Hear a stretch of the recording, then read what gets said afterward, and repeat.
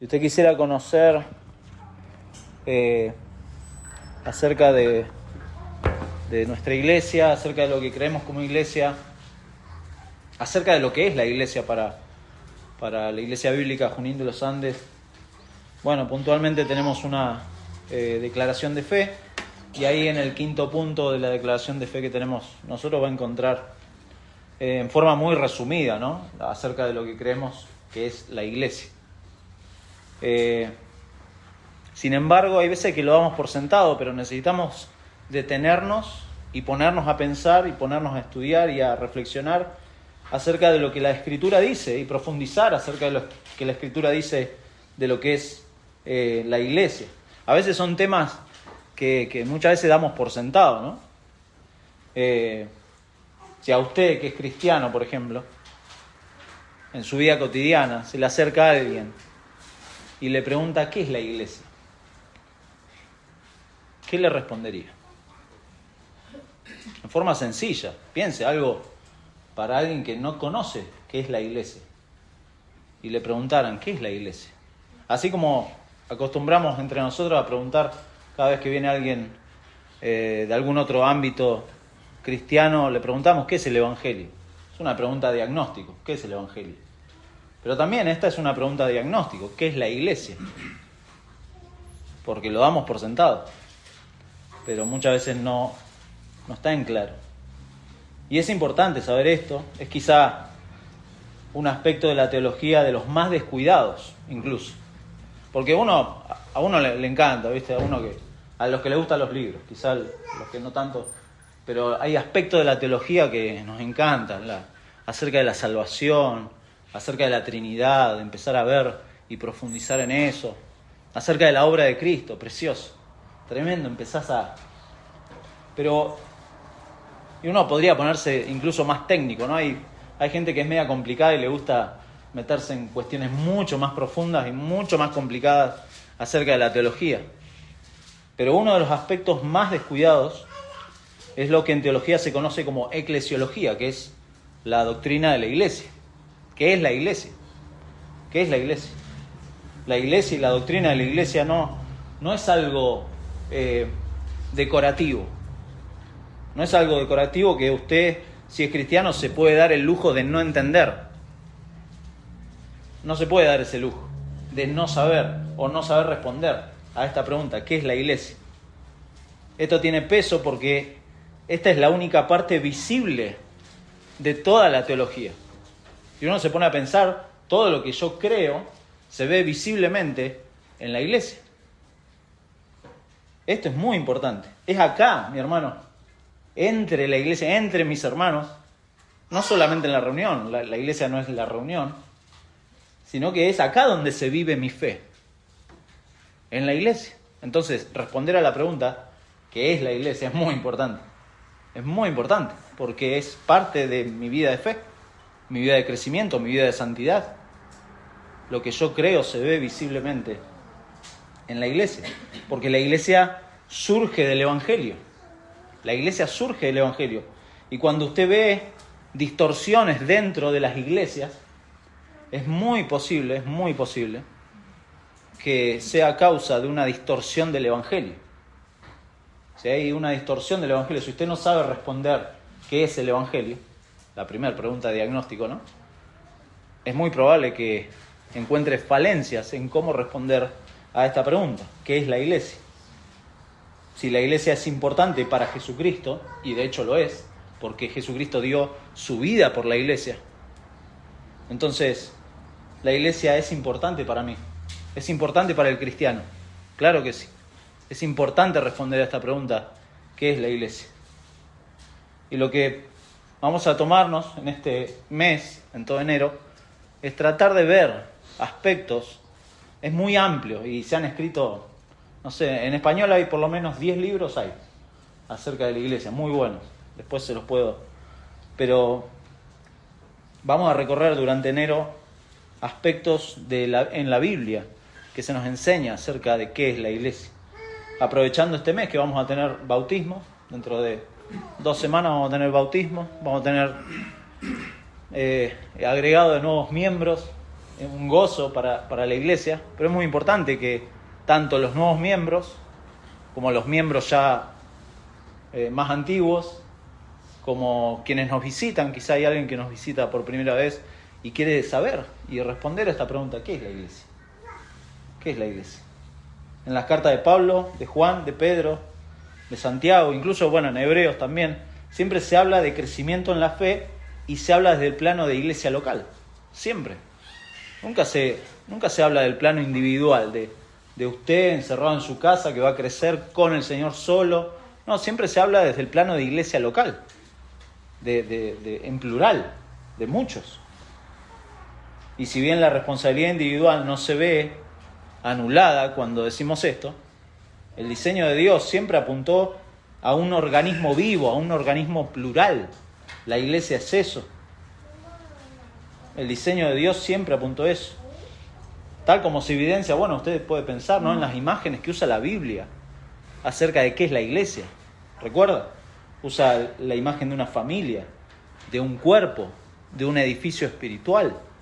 O sea, son imágenes de pluralidad, de personas reunidas. ¿Qué es la iglesia?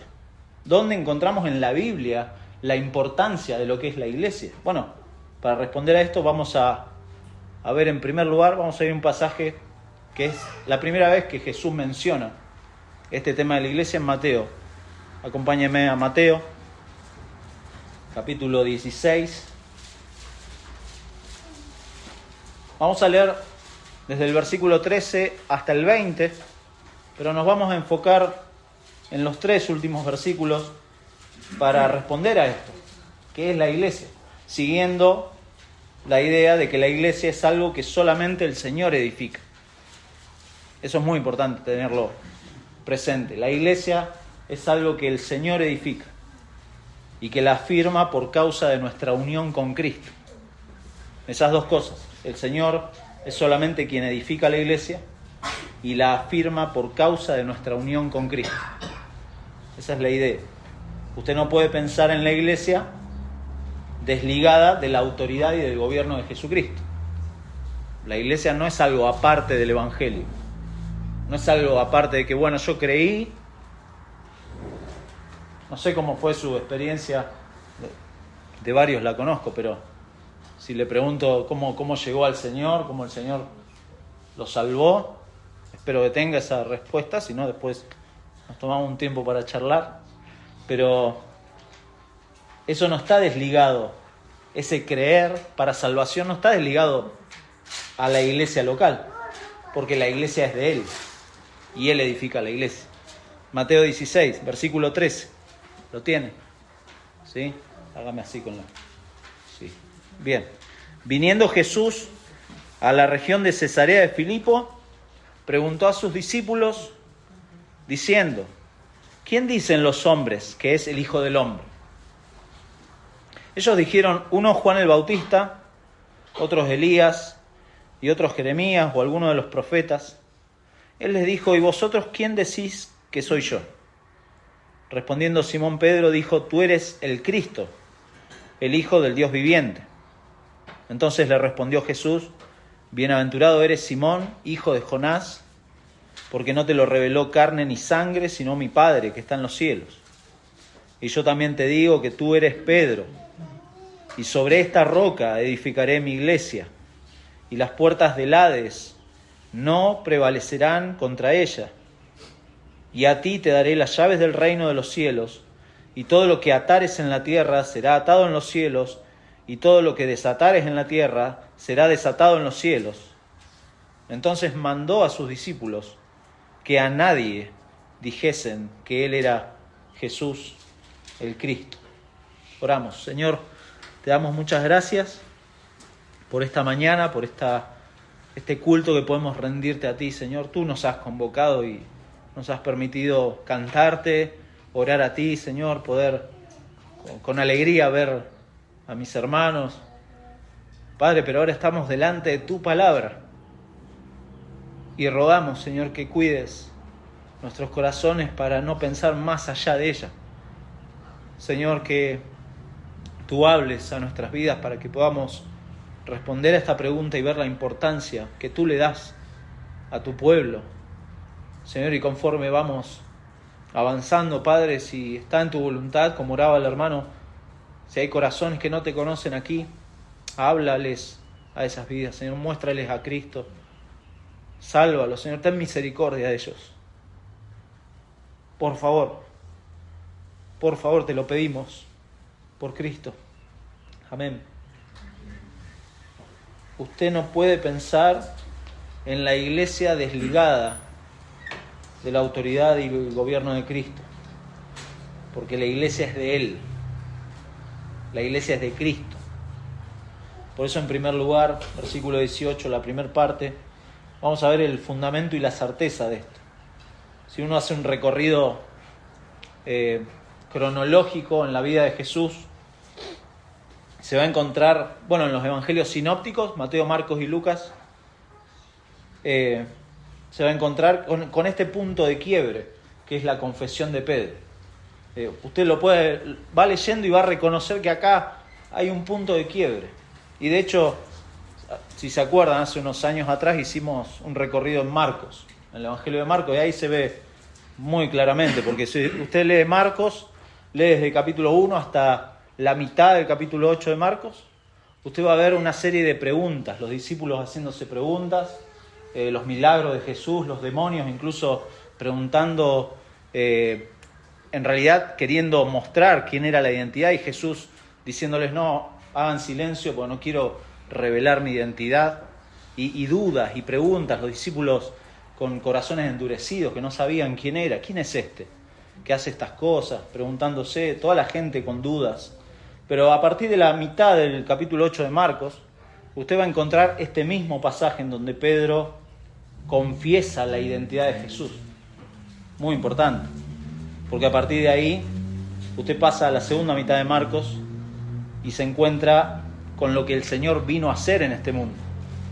Y de hecho, Marcos 10:45 dice: porque el Hijo del Hombre no vino para ser servido, sino para servir y dar su vida en rescate por muchos.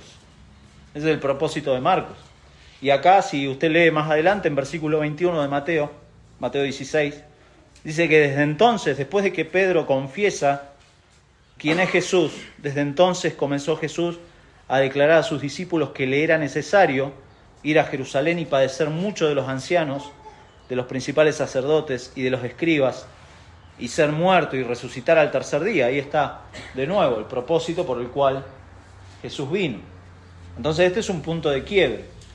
Y leemos versículo 18, después de que Pedro confiesa a Jesús, la gente tenía dudas acerca de quién era Jesús, y él le pregunta a sus discípulos directamente: ¿y ustedes? ¿Ustedes quién dicen que soy? Y Pedro responde: tú eres el Cristo, el Hijo del Dios viviente. Y versículo 18 le dice Jesús a Pedro: y yo también te digo que tú eres Pedro, y sobre esta roca edificaré mi iglesia. Esta es la primera vez que aparece la palabra iglesia en los labios de Jesús. Esta es la declaración de Jesús, y es uno de los pasajes, que desde hace siglos el catolicismo ha sostenido para afirmar que, Pedro es el fundamento sobre el cual la Iglesia Católica es edificada. Y en base a esto sostienen la doctrina, obviamente, de la primacía del obispo de Roma. Esto, si usted lee algún libro de historia de la Iglesia, va a descubrir, es tremendo cómo se fue dando. Y de hecho va a llegar ahí al siglo XIX y siglo XX, se dieron dos concilios, los concilios vaticanos, que ellos agregaron la infalibilidad y la autoridad del Papa. La primacía de Roma, pero la autoridad del Papa como sucesor, ¿no?, de Pedro, el obispo de Roma, que lo conocen como Papa, pero sigue siendo obispo. Incluso, si usted investiga, es muy interesante. Es bueno conocer a veces qué es lo que creen, ¿no? El Papa, lo que dice el Papa es palabra de Dios. Es igual a la Biblia. Para ellos es infalible. Es el vicario de Cristo, dicen ellos. Y ahí está, a la par con Cristo prácticamente. Pero este pasaje no habla de esto. En el Nuevo Testamento muchos pasajes se habla de Cristo, y no lo vamos a buscar, pues no nos da el tiempo, pero muchos pasajes que hablan de Cristo como el fundamento, como la base, como la única cabeza de la iglesia. Muchos pasajes. No Pedro. Usted tiene posiblemente, si usted usa la Reina Valera, 2 palabritas ahí, Petros y Petra. Bueno, la interpretación más común es que lo que está haciendo Jesús acá está comparando a Pedro, que es una pequeña roca o una pequeña piedra, con Petra, la roca mayor, y con su antecedente. ¿Cuál es el antecedente de esta roca mayor? La confesión de Pedro: tú eres el Cristo, el Hijo del Dios viviente. Y después Jesús le dice: bienaventurado eres, Simón, hijo de Jonás, porque no te lo reveló carne ni sangre, sino mi Padre que está en los cielos. O sea, esta declaración y esta revelación de Dios directamente a Pedro, esta es la roca, esta es la interpretación más común, que es fiel al texto, es fiel a su contexto, aporta un montón, nos ayuda muchísimo. Pero si usted sigue recorriendo a la luz de todo el Nuevo Testamento, uno puede incluso ampliar esto, porque Pablo dice ahí en Efesios 2:20 acerca de la iglesia, que es la familia de Dios, dice que está edificada sobre el fundamento de los apóstoles y profetas, siendo la principal piedra del ángulo Jesucristo mismo. Ahí está de nuevo, la principal piedra, el fundamento de la iglesia, es Jesucristo. No sin antes aclarar que sobre el fundamento de los apóstoles y profetas hay una principal piedra del ángulo. O sea, no fue sobre Pedro, no fue sobre ningún otro apóstol, pero sí estos, los apóstoles, fueron delegados por el Señor para llevar el Evangelio. Fueron señalados por el Señor, fueron escogidos, fueron equipados, fueron inspirados por el Señor. Recuerda ahí en Hechos 2:42, dice que la iglesia perseveraba en la doctrina de los apóstoles. O sea, es decir, la enseñanza de los apóstoles era también fundamental, sobre la cual se iba edificando esto. Entonces el fundamento es la revelación de Dios a través de los apóstoles, siendo Cristo la piedra del ángulo de ese fundamento. De hecho, usted sigue más adelante, fíjese, es muy interesante, lea en su casa todo Mateo, precioso, porque más adelante en capítulo 18, da vuelta a la página usted y se va a encontrar con una declaración de Jesús también muy interesante a la luz de esto.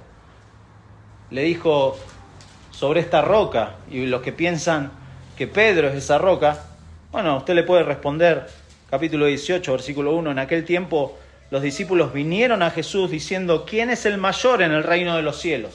Bueno, a la luz de Mateo 16 hubieran dicho: es Pedro, si dijiste que sobre esa roca. No. Y llamando Jesús a un niño, lo puso en medio de ellos y dijo: de cierto os digo que si no os volvéis y os hacéis como niños, no entraréis en el reino de los cielos. Así que cualquiera que se humille como este niño es el mayor en el reino de los cielos, y cualquiera que reciba en mi nombre a un niño como este, a mí me recibe. Ahí fácilmente Jesús podría haber reafirmado si realmente Pedro hubiera sido, pero Pedro tampoco nunca se atribuyó ni reclamó esto. Más adelante, 2 capítulos después, Mateo 20,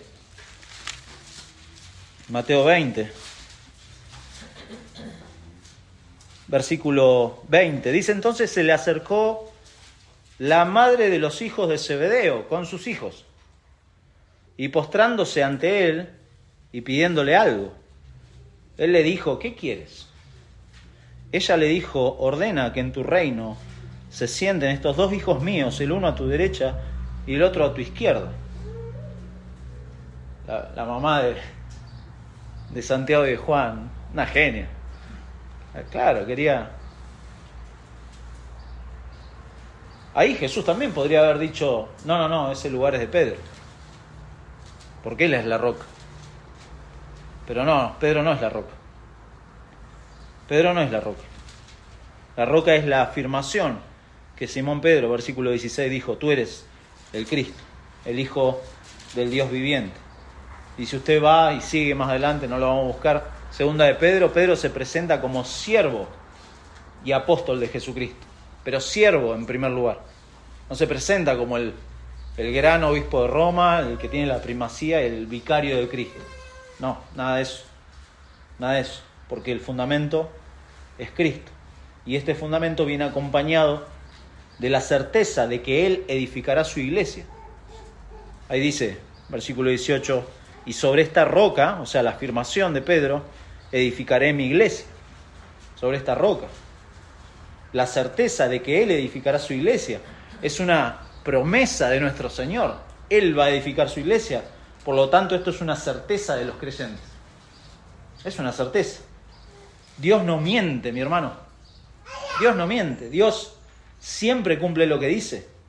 El pueblo de Dios, su iglesia, pertenece a una causa que no va a fallar. No va a fallar. Porque Cristo es el que edifica su iglesia. Claro, nosotros en nuestra carne podemos edificar, no sé, organizaciones, fundaciones, cosas terrenales, podemos hacer programas, un montón de cosas, humanamente. Pero el único que puede edificar su iglesia es el Señor. El único que edifica su iglesia es el Señor, debido a que la salvación es del Señor, porque Él soberanamente elige a sus escogidos. Él los elige para salvación. Usa, claro, medios humanos para transmitir el mensaje del Evangelio, llevar la verdad de la palabra, enseñar a obedecer, pero Él es el que edifica su iglesia. Él es el que edifica, Él es la cabeza de la iglesia. Por eso tenemos el fundamento que es Cristo, Él es la roca, pero en este mismo versículo vemos la certeza, y en segundo lugar vemos la intimidad e identidad que tenemos en Cristo. Intimidad e identidad que tenemos en Cristo. Ahí mismo en versículo 18 usa dos palabras. Fíjese cómo lo expresa el Señor acá. Dice que es su iglesia. Yo edificaré mi iglesia. Esto es intimidad de la comunión de los creyentes. Cada creyente que el Señor salva es suyo. Es suyo. Son sus hijos. Son sus siervos. Son su posesión personal, que tienen para siempre el cuidado y la protección y el amor de Dios de manera exclusiva. Sus hijos, su iglesia, su pueblo. Esto habla de la unión que los creyentes tenemos en Cristo, mi hermano. Él ganó a su iglesia con su sangre, Hechos 20:28. Él la ganó con su sangre. Estamos unidos a Cristo, 1 Corintios 6:17. Cristo, hermoso esto en Hebreos 2:11, Cristo no se avergüenza de llamarnos sus hermanos.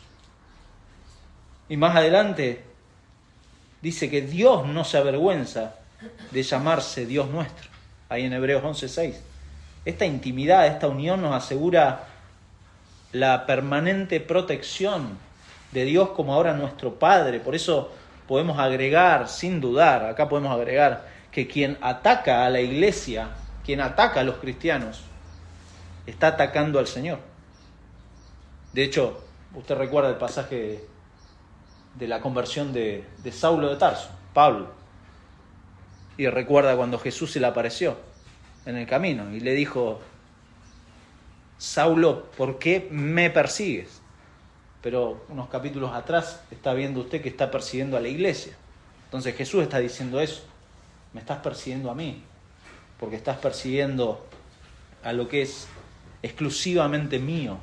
Es mi iglesia. Es mi iglesia. Edificaré mi iglesia. Esta unión con el Señor también nos habla de una identidad muy importante, porque es una identidad continua de los que son verdaderos creyentes.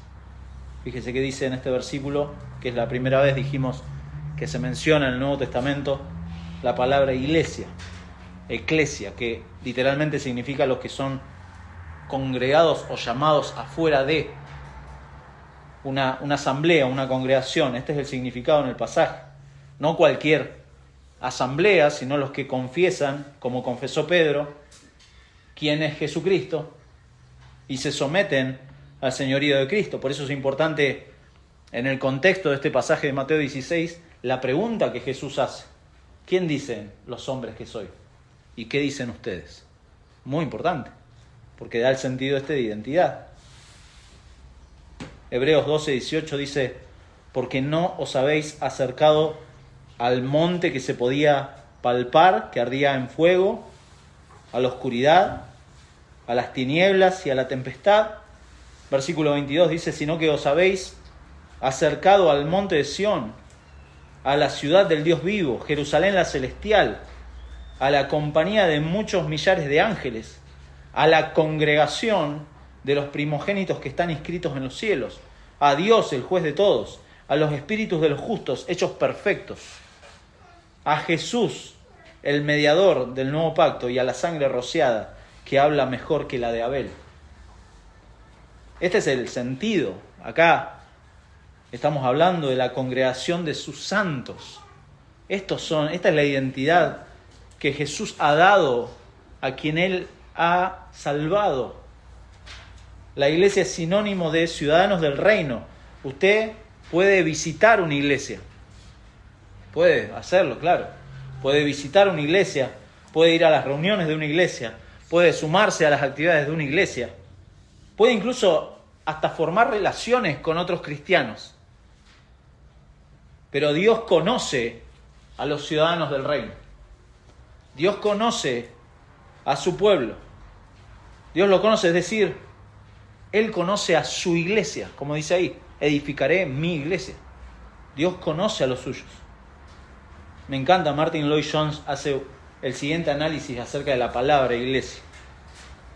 Y dice: la palabra en inglés de iglesia, que es church, proviene de la palabra griega kurios, que significa señor. Tiene una relación, church con kurios, que significa señor, de la cual deriva el alemán Kaiser, o Kaiser, no sé, bueno, ya me van. O el latín César. Hay muchas relaciones. Pero dice Martin Lloyd-Jones, esto es importante, porque debemos unir los dos significados. La iglesia se constituye de aquellas personas que pertenecen al Señor, que están reunidas en el Señor. La iglesia tiene entonces, como vimos, un fundamento claro.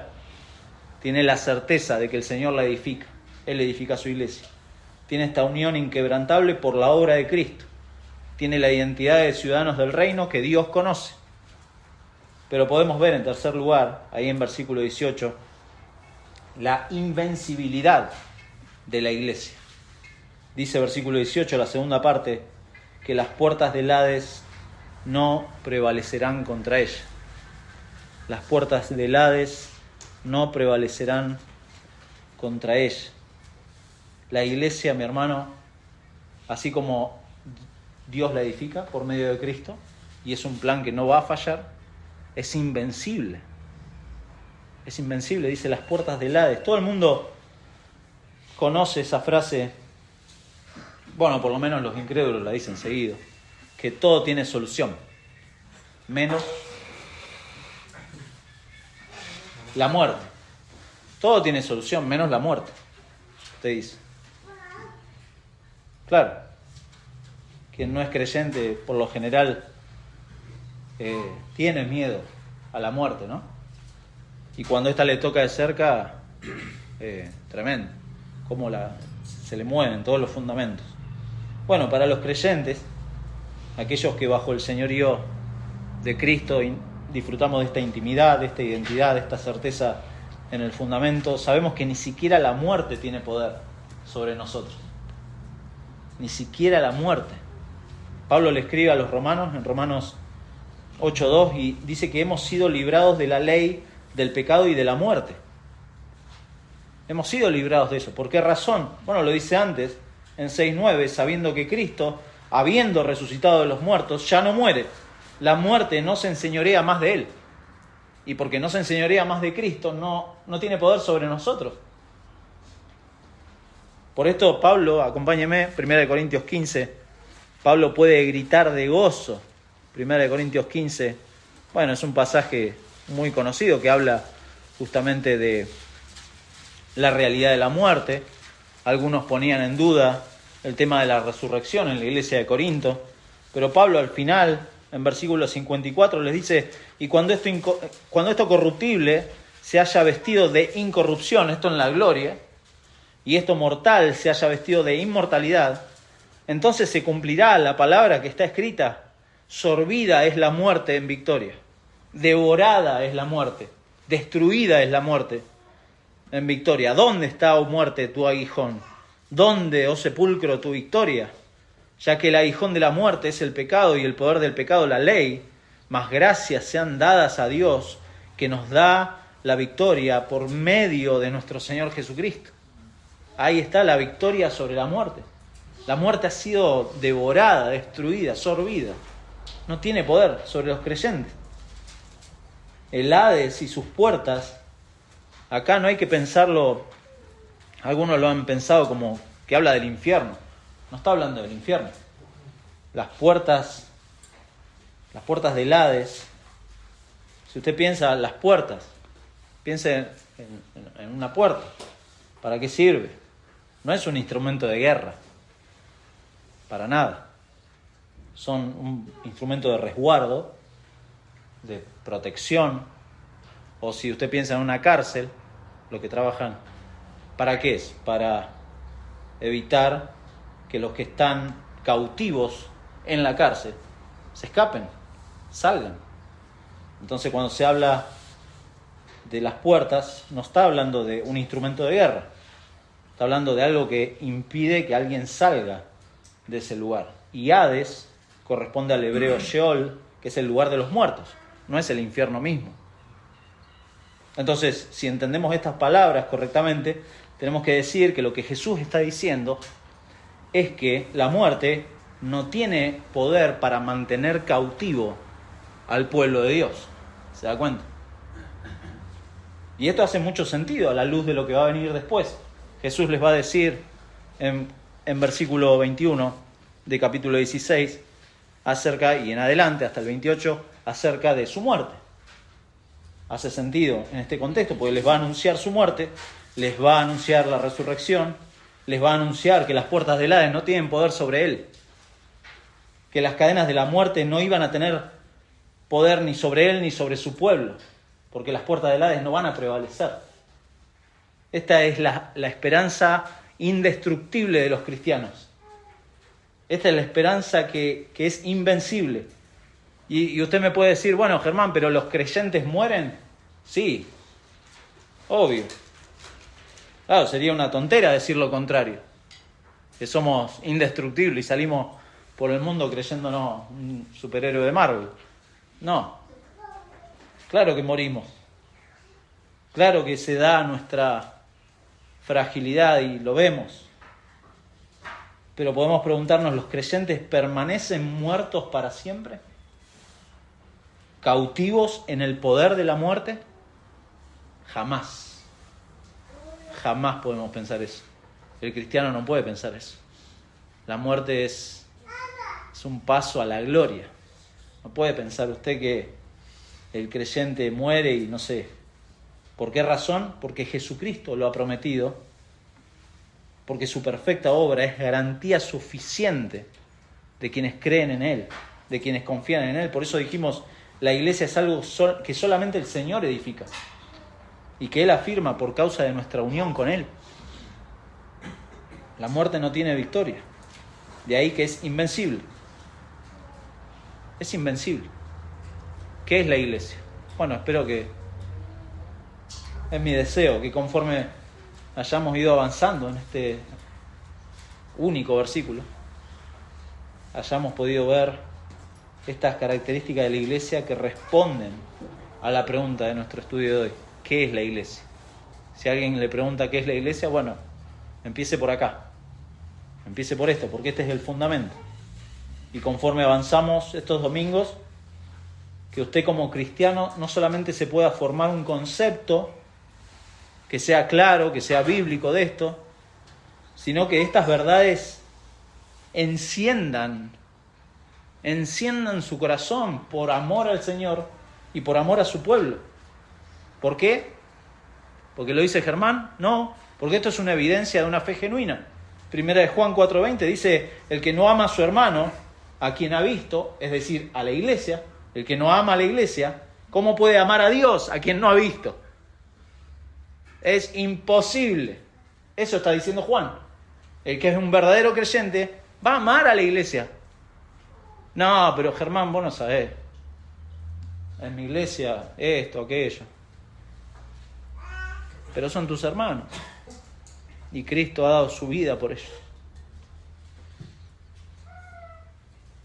¿Cómo puedes amar a Dios? Hay personas que le dicen, no, yo no necesito ir a la iglesia. Dicen, no, yo estoy bien, miro algunos estudios online, algún predicador de los favoritos. Pero no, el diseño de Dios no ha sido ese. Y los versículos 19 y 20 que tenemos acá son importantes, porque finalmente podemos ver la autoridad y la espiritualidad de la iglesia. Particularmente esto relacionado con el reino de los cielos, que va a mencionar acá, versículo 19, le dice a Pedro, a ti te daré las llaves del reino de los cielos, y todo lo que atares en la tierra será atado en los cielos, y todo lo que desatares en la tierra será desatado en los cielos. Bueno, este es un pasaje, los pasajes difíciles usted tiene que verlos en el contexto, siempre, ver el contexto inmediato del pasaje que uno lee, y si el contexto complica más, hay que verlo en el contexto más amplio, que es el Evangelio de Mateo. Todo el Evangelio de Mateo nos habla y llega a este punto. Y si es necesario, un contexto más amplio, todo el Nuevo Testamento. Así que lo invito a leer todo el Nuevo Testamento para entender un poco más esto. El Evangelio de Mateo, en líneas generales, no vamos a hacer un estudio introductorio a Mateo, pero en líneas generales presenta a Jesús como el Rey soberano. Esa es la intención de Mateo. El prometido a Israel, comenzando, si usted lee Mateo capítulo 1, va a empezar con una genealogía. Y usted dice, ¿para qué una genealogía con tantos nombres? ¿Qué sentido tiene? Bueno, es que la intención de Mateo es esa, mostrar que el Rey soberano ha venido. La promesa de Dios se está cumpliendo. Y si usted va al cierre de Mateo, capítulo 28, va a ver la afirmación de Jesús diciendo, toda potestad me es dada en el cielo y en la tierra, por tanto, id y haced discípulos. Y está hablando del Rey mandando a su pueblo, toda potestad. O sea que hace como un sándwich, ¿no? Mateo, para mostrarnos al Rey soberano, el Rey Mesías, que ha sido revelado, que de hecho lo vemos rechazado también, pero que también se anuncia su regreso, porque él dice a lo último de Mateo, he aquí yo estoy con vosotros todos los días, hasta el fin del mundo. Está prometiendo de que va a volver. El Rey que por medio de enseñanzas claras, prácticas, incluso instruye a los que son ciudadanos del reino. Si usted recuerda, el Sermón del Monte es eso, es instrucciones para los ciudadanos del reino, muy claro. Y acá está dándole a Pedro, como representante de los apóstoles, las llaves del reino. Interesante. Y usted si lee, siempre que lee de manera figurativa llaves a lo largo del Nuevo Testamento, va a ver que habla de autoridad. Incluso él habló antes, ¿no? Dijo, edificaré mi iglesia y las puertas del Hades. Y ahora habla de llaves. Está hablando de autoridad. De hecho, el Señor es el que tiene las llaves. Recuerda Apocalipsis. Apocalipsis capítulo 1, versículo 18. Se lo leo, no lo busque, no hace falta. Versículo 18 dice, y el que vivo, está hablando Jesús, le dice antes, no temas, yo soy el primero y el último. Él es el primero y el último. Y el que vivo y estuve muerto, mas he aquí vivo por los siglos de los siglos. Amén. Y tengo las llaves de la muerte y del Hades. El Señor es el que tiene las llaves de la muerte y del Hades. Capítulo 3, versículo 7, repite lo mismo. Escribe al ángel de la iglesia en Filadelfia. Esto dice el santo, el verdadero, el que tiene la llave de David, el que abre y ninguno cierra, y cierra y ninguno abre. Está hablando de autoridad. Él es el que tiene las llaves. Y él está dando las llaves a Pedro como representante de los apóstoles. De hecho, si usted revisa en los evangelios, Pedro es como siempre el representante. En lo bueno y en lo malo. Siempre se se manda a él primero, pero tiene una importancia y acá Jesús le está dando las llaves porque él tiene la autoridad, pero ha dado a los apóstoles esta autoridad delegada. La autoridad sigue siendo del Señor, pero él le está delegando ahora a Pedro y a los apóstoles las llaves del reino. ¿Qué sentido tiene esto? Bueno, dijimos, el Señor es el que tiene autoridad. Y conforme a la verdad de su palabra, el Señor es el que tiene la autoridad también para admitir o negar la entrada al reino. ¿Cómo es eso? ¿Cómo el Señor me va a negar la entrada al reino de los cielos? Bueno, la respuesta y el sometimiento al Señor es clave en esto. Si uno se niega, si uno rechaza el Evangelio, si uno se niega a creer en Cristo, de ninguna manera va a entrar al reino de los cielos. Si usted se niega a someterse a la autoridad del Señor, de ninguna manera. Imagínese cómo un rey va a dejar entrar a un rebelde a su reino, que no quiere hacer caso de lo que el Señor dice en su palabra. En primer lugar, que crean y que hagan su voluntad, que crean en Él. No, de ninguna manera. Y de la misma forma, nadie que con verdadero arrepentimiento y fe va al Señor, con fe genuina, que vaya a Cristo, le es negado el ingreso. Le es negado el ingreso al reino, ¿se da cuenta? Sino que es recibido por la misericordia y la gracia de Dios en Cristo. Esto es así. Si usted recorre Hechos, va a notar que esta autoridad fue ejercida por los apóstoles al predicar el Evangelio.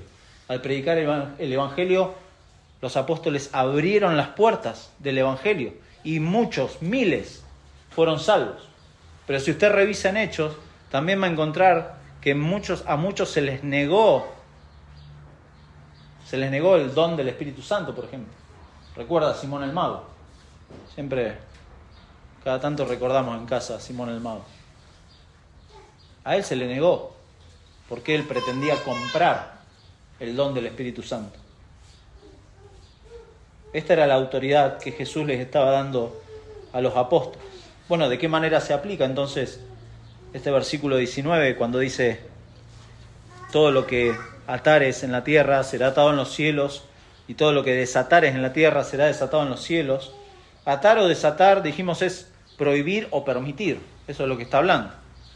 Pedro y los apóstoles, lo dijimos, mostraron esto en la iglesia primitiva, y la iglesia perseveraba en la doctrina de los apóstoles, que estaba autorizada por Jesucristo. Entonces, por extensión, los creyentes como iglesia, reunidos como iglesia, tenemos la autoridad de declarar lo que divinamente está permitido y prohibido entre los ciudadanos del reino. Es muy fuerte, ¿no? Pero es así. ¿De qué manera estamos autorizados? ¿Por mis preferencias? Bueno, a mí me gusta tal cosa o tal otra, y entonces eso es lo que permito o no permito en la iglesia. No está hablando de eso. Está hablando de modas. Bueno, en esta época se usa esto o aquello. Tampoco está hablando de seguir a determinados autores que leemos, o de seguir, no sé, algún predicador por YouTube. ¿Qué es lo que puedo permitir o no permitir? ¿De qué manera puedo ver esto? Mi hermano, los cristianos tenemos este derecho, tenemos esta autoridad, porque nos sujetamos a la autoridad de Dios. ¿De qué manera? Conforme nos sometemos a su palabra. Si los cristianos no se someten a su palabra, pierden esa autoridad. La iglesia no tiene autoridad por sí misma. Podemos juzgar solo por medio de su palabra. Esa es la única autoridad que tenemos. No tenemos autoridad en nosotros mismos, sino es por la palabra. Los pastores no tienen autoridad en sí mismos si no se sujetan a las Escrituras. Los cristianos no determinan lo que está bien o lo que está mal según sus preferencias o según sus opiniones. Acá no interesa la opinión de nadie, interesa lo que Dios dice en su palabra. Y por eso predicamos su palabra. Los cristianos podemos hablar del estado espiritual de alguien solamente porque miramos a la luz de la palabra de Dios. Dios es el que determina esas cosas, no nosotros. No nosotros. El Catecismo de Heidelberg dice lo siguiente, y escuche, cuando, según el mandamiento de Cristo, públicamente es anunciado y testificado a todos los fieles en general y a cada uno en particular, que todos los pecados les son perdonados por Dios por los méritos de Cristo, toda vez que abracen con verdadera fe la promesa del Evangelio. Al contrario, a todos los infieles e hipócritas se les anuncia que la ira de Dios y la condenación eterna caerá sobre ellos mientras perseveren en su maldad, según el testimonio del Evangelio. ¿Se da cuenta? 2 veces lo menciona. La promesa del Evangelio y el testimonio del Evangelio. ¿Cuál es la opinión que importa acá? Lo que Dios dice en su palabra, por medio del Evangelio. Una persona es salva por lo que dice el Evangelio. Una persona es condenada por lo que dice el Evangelio, no por lo que dicen los pastores o los cristianos, sino si ellos se sujetan a la palabra, amén. Y sigue diciendo, Dios juzgará así en esta vida como en la otra, solamente por medio de su palabra. Finalmente vemos acá el carácter espiritual de la iglesia. Pedro comenzó con la gran confesión, toda esta parte. Y acá leemos en versículo 20, entonces Jesús mandó a sus discípulos que a nadie dijesen que Él era Jesús el Cristo. Siempre que vemos esto es raro, ¿no? Cuando Jesús le pide a los discípulos que no digan nada. A mí me resulta muy raro, porque Jesús hizo semejante confesión y uno diría, y bueno, es eso lo que hay que anunciar, ya. Lo que pasa acá es que el clímax del Evangelio no había ocurrido. La cruz no había ocurrido. La muerte y la resurrección de Cristo no había ocurrido.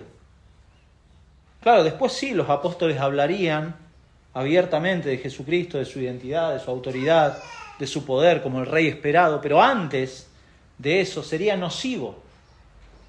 Sería nocivo no hablar de que tú eres el Cristo, el Hijo del Dios viviente, sin la cruz. ¿Se da cuenta? Después sí, después de la cruz, incluso hablarían siendo guiados por el Espíritu Santo. Y esto es muy importante, porque Juan, capítulo 16, versículo 7, no lo busque, versículo 7 dice Jesús, pero yo os digo la verdad, os conviene que yo me vaya. Porque si no me fuera, el Consolador no vendría a vosotros, mas si me fuere os lo enviaré. Es decir, el Espíritu Santo tenía que venir, convenía, era conveniente. ¿Por qué? Para poder dar testimonio. Y ahí en Juan 16 usted lo puede ver. Para dar testimonio de la verdad, para exaltar a Cristo y para mostrar las verdades del Evangelio como corresponde. Antes, por eso Jesús le dice, no digan a nadie nada todavía, porque aún no han entendido. Y de hecho, si usted sigue leyendo ahí Mateo 16, Jesús anuncia su muerte. ¿Y quién aparece? Pedro. No, Señor, que esto no te acontezca. Esto también es una respuesta para los católicos, ¿no? El que era la roca, inmediatamente se convirtió en Satanás. Apártate de mí, Satanás. Entonces, no hablen todavía de esto, porque no han entendido. Y ninguno puede entender el Evangelio aparte de la cruz de Cristo. ¿Qué es la iglesia? Para ir terminando. Bueno, podemos decir que no es un edificio. Eso es claro, lo tenemos. Que el Señor es quien edifica la iglesia, pero no es un edificio. Son personas, pero no solamente de manera individual, individualmente redimidas, sino congregadas bajo la autoridad del Señor, porque Él es el fundamento de la iglesia, que nos ha dado la certeza de que Él va a ser, hasta el fin va a ser el edificador de la iglesia. Él edifica la iglesia. Cada creyente que el Señor salva es la iglesia, pero cada creyente reunido con el resto de los creyentes es la iglesia. Henry Barrow dice, que la iglesia consiste en una compañía y hermandad de personas fieles y santas reunidas en el nombre de Cristo Jesús, su único Rey, su único sacerdote, su único profeta, adorándole correctamente, siendo gobernados pacífica y silenciosamente por sus oficiales y leyes, manteniendo la unidad de la fe en el vínculo de la paz y el amor no fingido. Precioso. Esta es la iglesia. Mark Dever dice también: la iglesia es el cuerpo de personas, escuche, llamados por la gracia de Dios a través de la fe en Cristo para glorificarle juntos, sirviéndoles en su mundo hasta que Él venga. Eso es la iglesia. Y de esto podemos desprender que la iglesia es la congregación de los santos que Dios ha elegido, que Dios ha redimido, para guardarlos con su poder, como dice 1 de Pedro, ¿no? Hasta que Él venga, guardados con su poder, debido a esta intimidad, a esta identidad que tenemos en Cristo. Por causa de la obra de Cristo, la iglesia es lo que es. No es por mi opinión, no es por mis caprichos, mis programas, mis ideas geniales. La iglesia es del Señor. La iglesia es del Señor por causa de su obra, porque la iglesia está definida por el Evangelio. Por medio de él sabemos que en la resurrección vamos a ser justificados delante de Dios y tenemos asegurada la vida eterna. Por él. Ni siquiera la muerte tiene poder sobre los creyentes, porque las puertas del Hades no van a prevalecer. Ningún creyente va a ser aprisionado en la cárcel de la muerte, jamás. Y hasta que nuestro Señor regrese, la iglesia tiene la autoridad, por medio de su palabra, de establecer cómo andamos en este mundo los cristianos. ¿Cómo andamos? Por medio de su palabra podemos establecer eso. ¿Cómo esperamos al Rey? Por medio de su palabra podemos establecer eso. No, yo ando, yo vivo mi fe, mi espiritualidad, mi intimidad. No, eso del cristianismo individual, de hago lo que yo quiero, no existe acá, en su palabra. De ninguna manera. Porque estamos a la espera del Rey. Somos embajadores a quienes se nos ha encomendado el mensaje de reconciliación, no cualquier mensaje.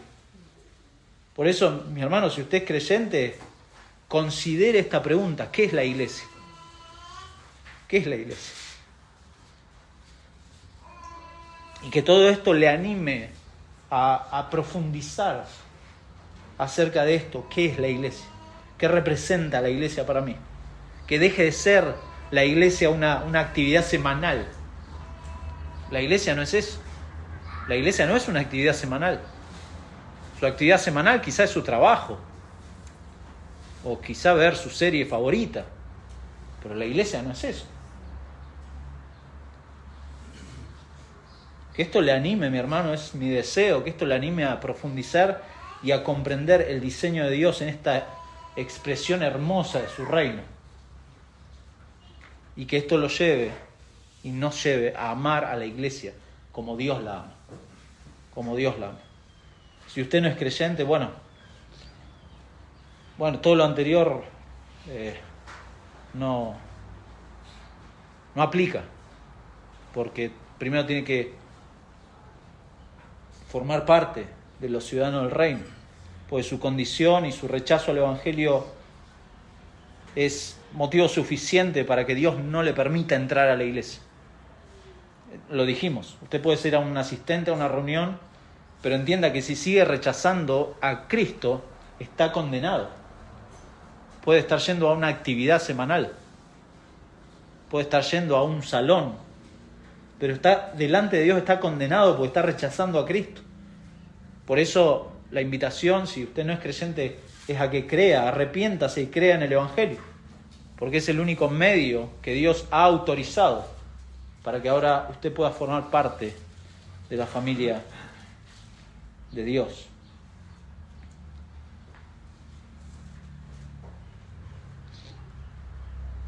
Vamos a seguir el próximo domingo acerca de qué dice la Biblia sobre la iglesia. Porque acá Jesús habló de manera universal, acerca de la iglesia de manera universal. Pero la Biblia habla mucho, y de hecho la mayoría de las veces que en el Nuevo Testamento se menciona la palabra iglesia, habla de manera local, de la iglesia local. Vamos a ver qué dice la Biblia sobre la iglesia local. Después vamos a ver qué autoridad tiene la iglesia. Y finalmente vamos a ver qué hace una iglesia. O sea, cuáles son las cosas que la iglesia hace en este mundo. ¿Para qué está la iglesia? Así que mi hermano, desde ya gracias por estar orando por esto. Oren para que el Señor en cada uno de nosotros, su palabra esté siendo eficaz, aplicada a nuestros corazones y que esto realmente nos lleve a amar las cosas que Dios ama y que saque de nuestros corazones aquellos amores que no corresponden, que nos llevan muchas veces a idolatrar las cosas que amamos en nuestra vida. Sí, vamos a orar, a darle gracias a Dios por este tiempo. Señor, muchas gracias por la misericordia que has tenido sobre nosotros. No merecíamos formar parte o tener la ciudadanía del reino de los cielos. No lo merecíamos. Pero gracias por enviar a tu Hijo. Gracias por darnos la fe y el arrepentimiento que necesitábamos para ir a la cruz, al único lugar, al único punto de la historia en donde el pecador puede encontrar el acceso al reino. Padre, hemos sido beneficiados con cosas que no entendemos todavía. Aquel ladrón en la cruz, ese mismo momento, ese mismo día estuvo en el reino con Cristo, en el paraíso, disfrutando de la presencia tuya, Señor, y nosotros tenemos esa certeza, porque el fundamento es Cristo, el fundamento es su obra, el fundamento es su autoridad y su persona, y te damos muchas gracias, Padre, porque ha sido tu Espíritu Santo el que nos ha mostrado eso. No había forma de que lo viéramos, naturalmente lo rechazábamos, naturalmente escapábamos de eso. Pero Padre, tú tuviste misericordia de tu pueblo, tú siempre guardas un remanente y te damos gracias por ello, Señor. Gracias porque sabemos que tú sigues hasta el fin, tú sigues edificando a tu iglesia, tú sigues salvando pecadores y esa es la confianza nuestra al predicar el Evangelio. Señor, muchas gracias por estas verdades, por esta confesión de Pedro que nos da la base, el fundamento de lo que representa la iglesia, y eres tú, Señor. Tú eres la autoridad sobre todo. Y Padre, rogamos que si hay corazones que aún no se han sometido a tu autoridad, no han visto a Cristo, Señor, rogamos, ten misericordia de ellos, por favor, porque están en oscuridad, no pueden ver. Muchas veces nos convencemos de que sabemos todas las cosas y que tenemos todo solucionado. Pero como el mundo dice, todo tiene solución menos la muerte. Y qué precioso pensar en esto. Como cristianos sabemos que la muerte no tiene victoria sobre nosotros. Tu Hijo ha vencido a la muerte. Y conforme vemos eso, tenemos una esperanza firme, Señor. Tu iglesia es invencible en ese sentido. Y por eso te damos muchas gracias, Señor, por ser parte de esta familia de la fe. Rogamos que nos ayudes a seguir profundizando en estas cosas, no para llenar nuestra mente de información, sino para amar más lo que tú amas, Señor. Por favor, Padre, ayúdanos en estas cosas. Conoces nuestros corazones, nuestras debilidades, nuestro pecado, Señor, tú los conoces.